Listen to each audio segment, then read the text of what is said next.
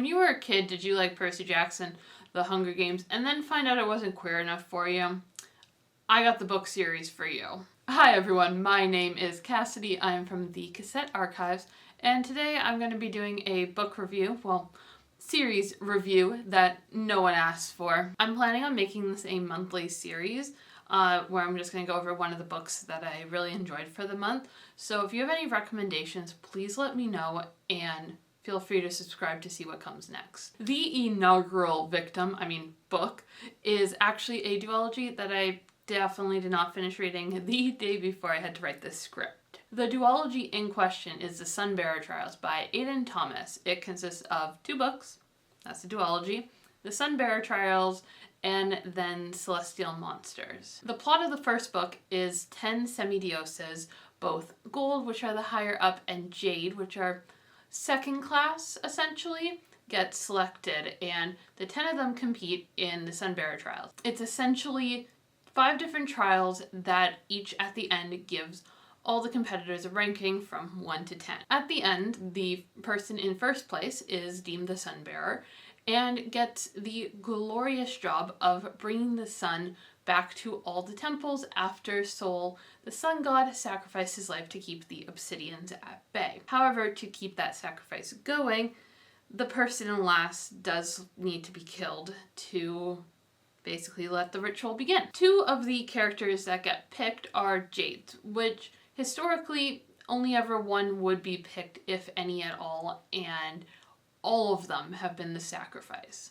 Teo, the protagonist, is the son of Quetzal, the goddess of birds, and he is also a jade. Because of that, he is not allowed to go to the fancy private school that all the golds get to. He gets selected to compete in the Sunbearer Trials.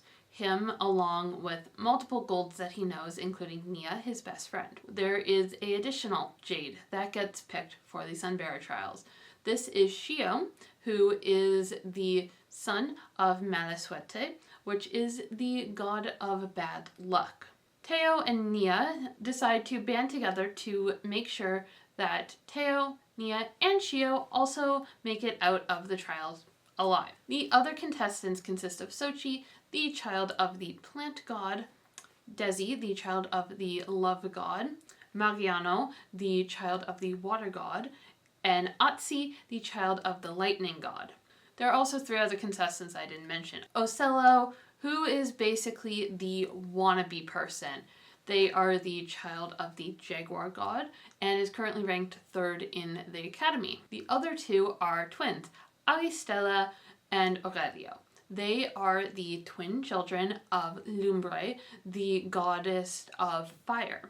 Because Aurelio and Teo cannot get their act together, Aristella is mad at Teo because Aurelio is sad because they won't like each other, I guess. I don't know. They can't figure it out, and it causes a lot of problem. Throughout the trials, though, there's this mysterious black substance that kind of takes over some people when they're relatively mad and makes them go a bit psycho. I'm gonna warn you now that there will be spoilers ahead because I can't actually talk about the second book without spoiling the ending of the first book. I'm gonna take a sip of my tea, which is mint and vanilla today. And once I'm done, you have had your chance to leave spoiler free. I'll wait. Now that all of you have had your fair warning at spoilers for the end of the book, so the trials conclude, and to no one's surprise, the protagonist, against all odds, survived. And not only survived, he is deemed the Sunbearer. Teo now has to make the horrible sacrifice, as he puts it, who is Aristella. Remember the twin sister that Aurelio would do anything to protect? Okay, we're gonna rapid fire this last one. So Teo doesn't kill Aurelio because he doesn't have the balls to do that. The dagger, in all the confusion, ends up with Shio. Shio is just holding it until eventually the sun runs out. Yay! Oh wait, not good. Now we're plunged into eternal darkness, and the Sidians are back. They were in the sky. We discover Shio was actually an obsidian who was sabotaging the entire thing while talking to his crazy dad. After that, Shio decides to rip a massive gouge in the arena that they are in. This drops all the semidioses except for Teo, Nia, and Aurelio into it. Shocker. They then decide, hey, this is a problem. The sun's gonna die. Obsidians are back. Terror. Murder on all the children. This is not good. So the semidioses end up talking to their parents, and all the parents give them, here's some good gifts, and we can figure it out and figure things out at the end. Good. Yay. Except Lumbre still doesn't like Aurelio and constantly says that she would rather his sister have been here because at least then they have a standing chance. He clearly has mommy issues, and the story ends, and then we go on to the next sequel. How am I for time? I'm not going to go as in-depth on the sequel because there's a lot more spoiler stuff that I don't really want to reveal. Basically, in this eternal darkness, Teo, Nia, and Aurelio end up trying to go back to Los Restos, which is where the Obsidians lived and are currently existing, so they are assuming that's where all the semidioses are. Reasonable. They go through a bunch of towns, they discover a lot about their, hierarchy and classism and all the other stuff that, hey, Teo is still, at the end of the day, a demigod. Mala suerte, not actually being mala suerte, but actually the giver of luck and not bad luck. They just associate that because he's being edgy and an angsty teenager. We also, in the second book, get a perspective from Shio, who has basically kidnapped all of the other semidioses and are currently locking them into specialized cells. They at some point discover a sacrifice still has to be made. I'm not going to tell you who it is, you will have to read the book for that. Motion, Aurelio and Teo kiss and find out they actually love each other. Nia watches Aurelio set Teo on fire. Not a good way to introduce your boyfriend. Now, obviously, that's not the entire story. So the first and foremost thing I have to mention is the queer representation. It's a non-thing in this universe. They don't care. Ocello is non-binary, which is never explicitly said. Teo is trans, Shio is trans. Even halfway through the second book, Shio says, hey, I don't want to go by he, him pronouns. I want to go by they, them pronouns. And in the middle of having a screaming match with his literal prisoners, they're like, okay, my bad, corrects pronouns and still insults him. Which I personally want, if I'm ever in a fight and I correct some of my pronouns, I want it to be, yeah, okay, these are your pronouns, got it, you're still an a-hole. That's how it should be. There's also a lot of LGBT romances. Obviously, Aurelio and Teo end up together. Nia has two dads, and her god dad formerly was dating the creator of the universe, who was non-binary. Soul was non-binary. We also have a casual mention of a lesbian relationship, which wasn't like formally explicitly a relationship, but it was heavily implied and up for interpretation that, yeah, these two characters definitely make out more than just when they're drunk. The other relationship that's seen is between Desi and Mariano, who are both men. In fact, when they're in prison, Desi's real distraught part is the fact that he cannot see Mariano. That stresses him out more than being locked up. Desi is deaf. And this is introduced when Lumbre, who's telling all the contestants about everything, is using sign language as well as talking.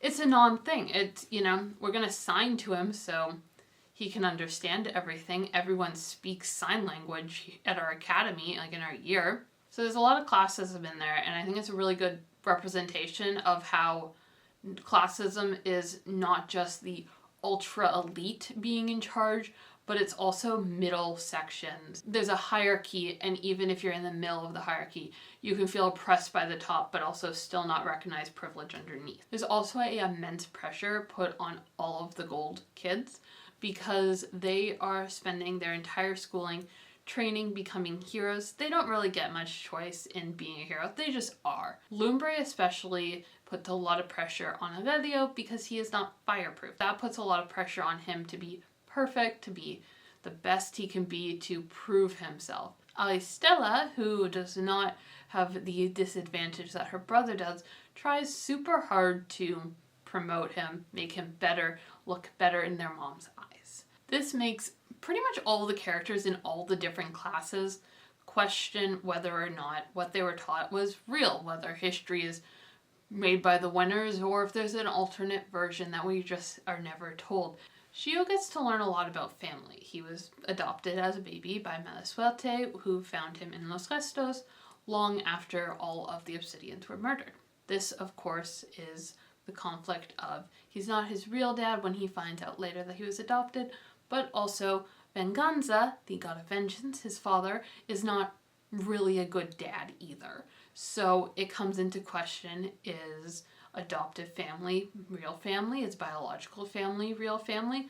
Based off my terrible pronunciation of a lot of these words, the actual book takes place in essentially a version of Mexico, or at least having Mexican influences in their own version of the world.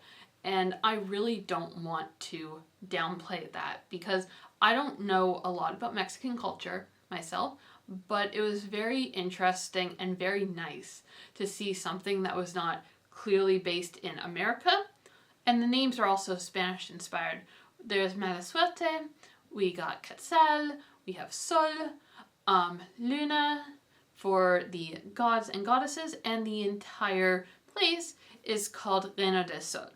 I do not read a lot of literature that is based outside of the English-speaking world. The only stuff that I really kind of dabble in at all is German, and some Polish, French, like that area, but even that's still, white European. Taking Percy Jackson, for example, a lot of the culture is based off New York because that's where it originates, that's where the author's from. And not that that's a bad thing, but I really do like the idea of promoting some works that are not of English-speaking origin. I cannot speak on how good of a representation of Mexican culture this is. I can't guarantee that all of it's accurate. I don't know, and I am not the person to ask, but I think having that bit of representation is very important because it doesn't whitewash all of literature. Like I said, I did not tell you everything. There's a whole entire 2 books to unpack. And let me just say, at the end, even though it was a great conclusion, finished up perfectly, tied up most of the loose ends, I wish that there was a 3rd book. And I know there's not gonna be because it finishes perfectly. So once again, if you made it this far, the books are The Sunbearer Trials and Celestial Monsters by Aidan Thomas. Thank you for watching this video, and I hope you check out the books. If you have read them already, please let me know what your favorite character is. But thank you again. Please subscribe. I'll be doing this monthly. And have a nice day. And enjoy your tea.